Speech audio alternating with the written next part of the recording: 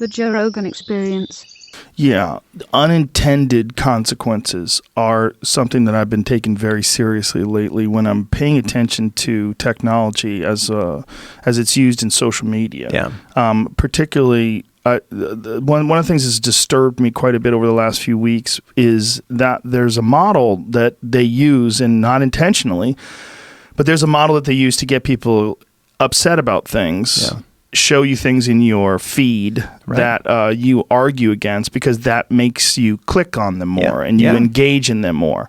And because of the fact that we have this advertiser-based model where people are trying to get clicks because they want to get ads on their page, and the more clicks they get, the more money they get from those ads. And so they want to incentivize people to go there, and the best way through the algorithm, what they've found, without doing it on purpose, is to get people upset. Yeah, and they're pushing people into these little information ghettos that are really dangerous. Right. And we've gotten to this point where this is just an accepted part of our lives, that you go to check your Google feed or your Facebook feed and, what the fuck are they doing? Is this real? They're going to pass this? Yeah. God damn it. And then you get mad, and then you engage with people online, and then it results in more revenue. But getting them to stop that. If you had to go to Facebook and say, hey Mark Zuckerberg, I know you have fucking $100 billion or whatever you got, but you can't make any more money this way. Right. Because what you're doing is fucking up society. Yeah. Because you're encouraging dissent. You're encouraging people to be upset and arguments. Yeah. And you're doing it at great financial reward, but great societal cost. Yeah.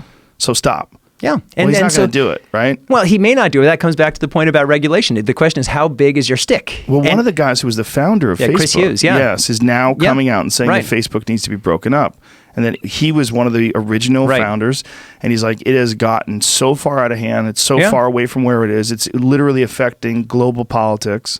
Yeah, well, it is. And so one option is to break it up. That it seems to have worked pretty well with AT&T.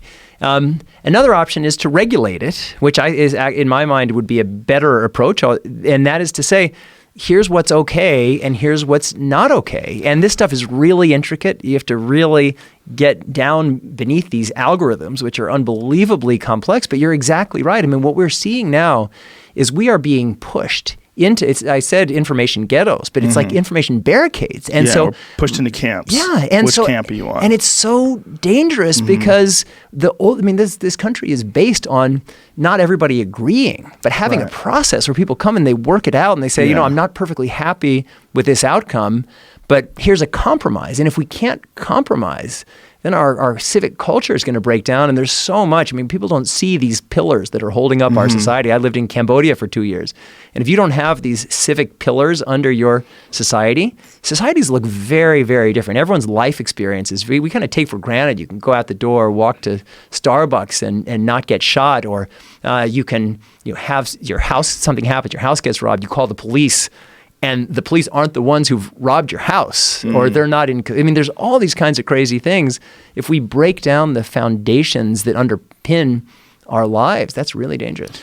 What I was kind of getting at was that through what this process of this algorithm, how this algorithm selects things that shows you in your feed, and how people are getting upset by this, and how this is generating massive amounts of revenue.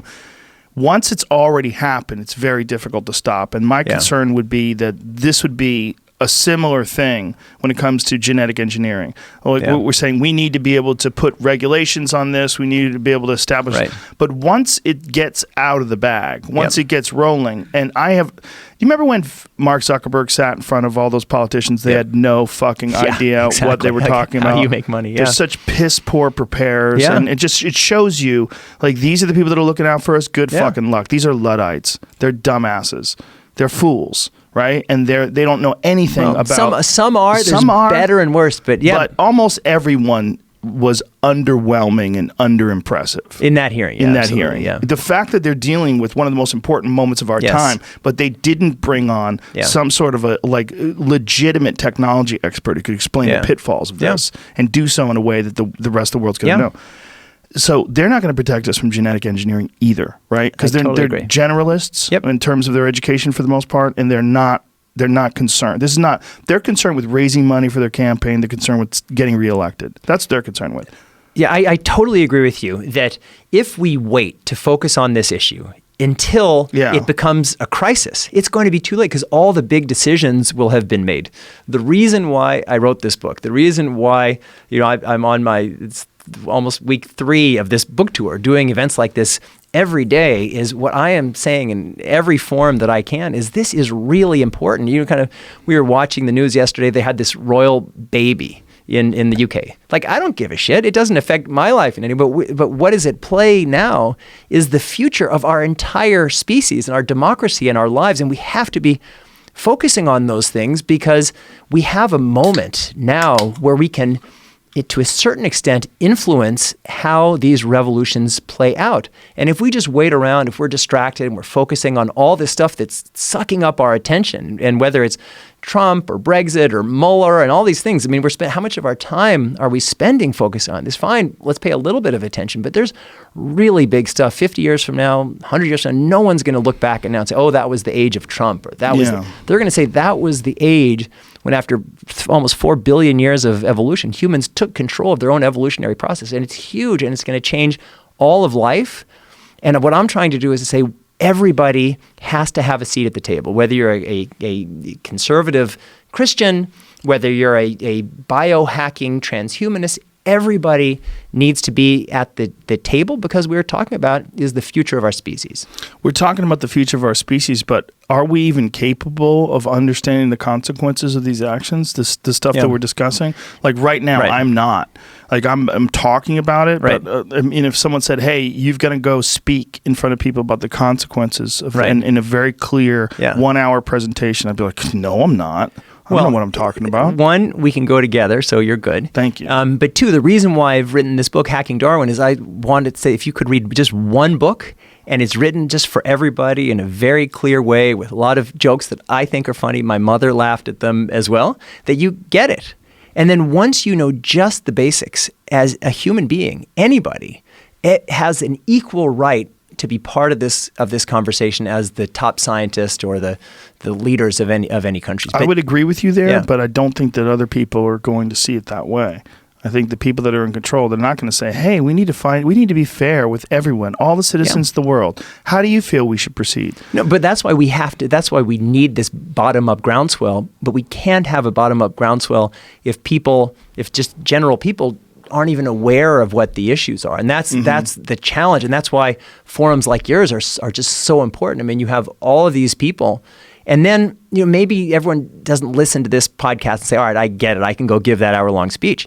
But you can read a couple books, and then you can give an hour speech, because the issues, like, yes, there are scientific issues, but this isn't a conversation about science. This is about values and ethics and our future, and it has to be a conversation for everybody.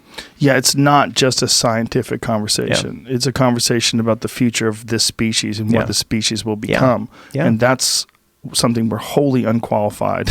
No, it's true. But here's a little vote for optimism. Okay. We have never been this literate as a species. True. We've never been this educated. I don't think we've ever been this nice either. Well, I hope so. I really do. Yeah. Well, when you look at all the wars and all the murder that used to happen, it's actually this is the best time ever to be alive. Still sucks for people that are in bad situations. For sure, no, but on average, it's better.